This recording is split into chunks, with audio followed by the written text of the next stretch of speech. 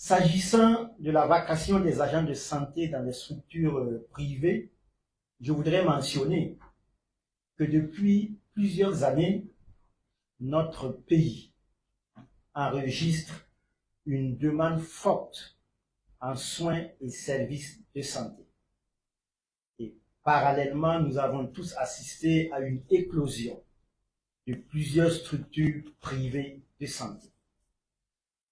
Cependant, l'absence d'un cadre réglementaire clair concernant les interventions des agents publics de santé dans les structures privées de santé a occasionné de graves irrégularités au rang desquelles je voudrais mentionner entre autres la faible disponibilité dans les services publics de certains prestataires, cela au profit des structures privées de santé.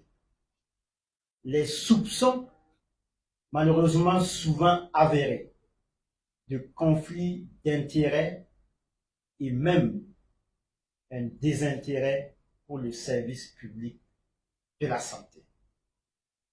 Cet état de fait, évidemment, met à rude épreuve l'accès équitable des populations aux soins et services de santé, entraînant un stress pour celles-ci. C'est pourquoi le gouvernement a jugé nécessaire d'adopter un cadre qui fait en sorte que la pratique des vacations, c'est-à-dire les prestations réalisées par des agents publics dans les établissements privés, qui est un cadre qui permette de garantir un accès à tous les Burkinabés et notamment le Burkinabé lambda. La période de vacation pour ce qui concerne les médecins, pharmaciens, chirurgiens, dentistes, généralistes et les paramédicaux est arrivée à terme en fin septembre 2024. Ceci n'a pas entraîné de véritables problèmes au système d'offre de soins.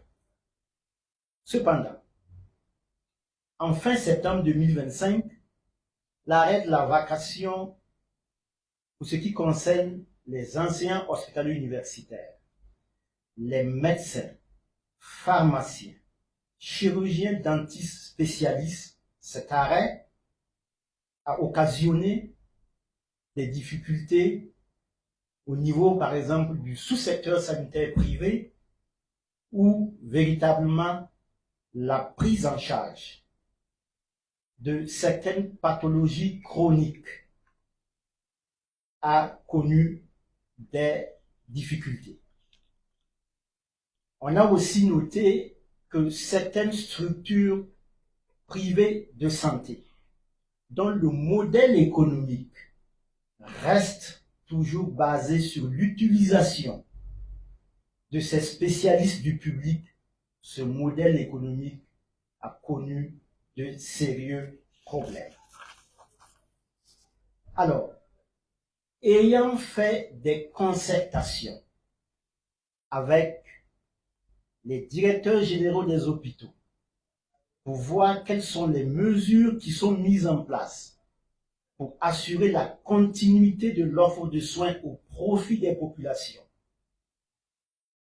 ayant fait aussi des concertations avec le sous-secteur sanitaire privé, nous sommes arrivés à la décision pragmatique d'autoriser de façon exceptionnelle la poursuite des vacations des spécialistes dans les établissements privés de santé à travers une circulaire en date du 14 octobre 2025.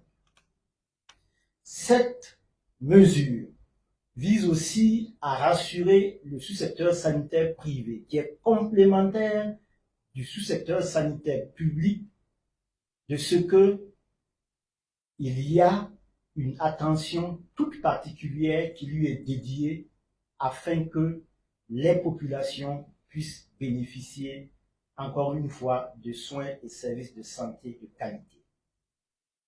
Cette décision transitoire devra permettre aux établissements privés, dans le besoin d'assurer la continuité de l'offre de soins spécialisés aux populations, de faire en sorte qu'elles puissent être autonomes et de bénéficier, de disposer d'agents qui leur soient propres.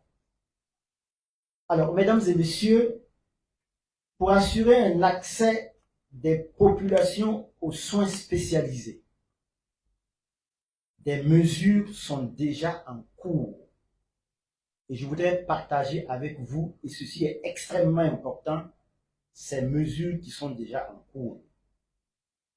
Des instructions ont été données aux directeurs généraux des hôpitaux de renforcer l'organisation des services conformément aux horaires de travail de la fonction publique hospitalière,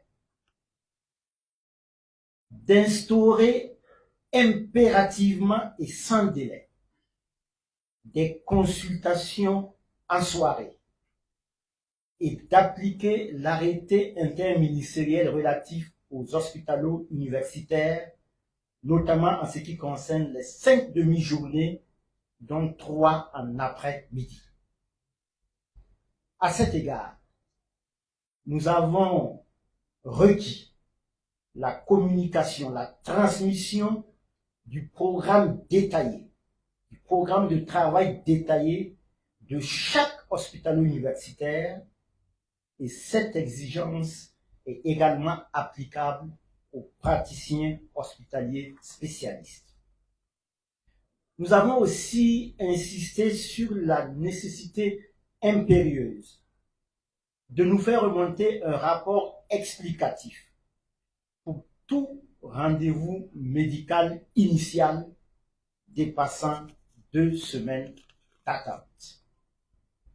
Par ailleurs, un mécanisme de réception et de traitement des demandes de rendez-vous excédant 2 semaines sera mis en place. Et sur ce point, nous travaillons aussi à renforcer la première ligne, c'est-à-dire les centres de santé et de promotion sociale, les centres médicaux, afin que la pyramide sanitaire puisse être respectée.